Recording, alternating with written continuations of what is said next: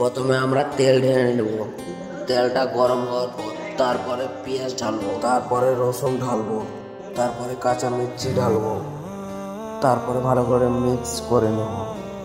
তারপরে অল্প পরিমাণে মাপ করে কিছু নমক ঢালবো। তারপরে নমক ঢালার পর ভালো করে মিক্স করে নেব। তারপরে ভালো করে আমরা পেঁয়াজটাকে সিদ্ধ করে নেব। তারপরে টমেটো ঢালবো, তারপরে ভালো করে মিক্স করে নেব। এবার আমরা ভালো করে টমেটোটাকে সিদ্ধ করে নেব।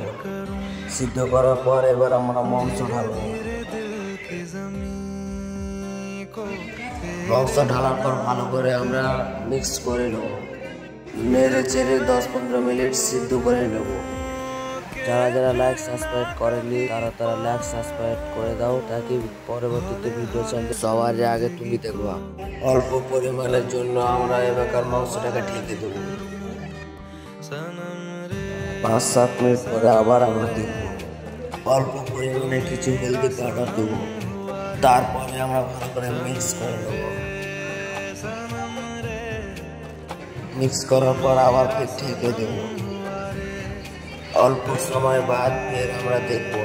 তারপরে মাংসর কালার দেখো উঠে গেছে। এবার অল্প পরিমাণে মাপ করে কিছু মির্চি পাউডার দেব। তারপরে ভালো করে মিক্স করে নেব। মিক্স করার পরে দেখো মাংস কি কালার ফুটেছে। ভালো করে নেড়েছে নেব, জানি লেগে না যায় তার জন্য। তারপরে অল্প পরিমাণে কিছু আদা দিব।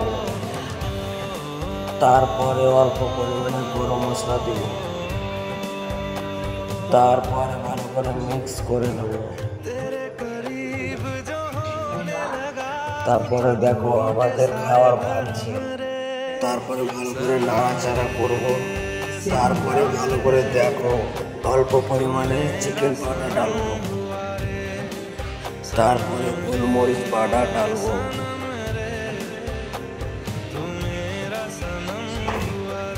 তারপর ভালো করে আমরা মিক্স করে নেব।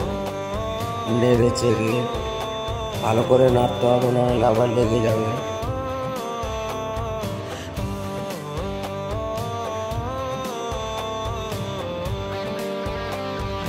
তারপরে দেখো আমাদের মাংস। আর একটা জিনিস বাকি আছে, এটা লাস্টে দিব। এবার দেবো ধনিয়ার পাতা, এটাতে খুশবু বাড়াবে, ভালো লাগবে। তারপরে অল্প পরিমাণে নেড়ে নেবো আমরা। তারপরে আমাদের অলরেডি সব দেওয়া ক্লিয়ার। এখন দেখো মাংস কি জমছে।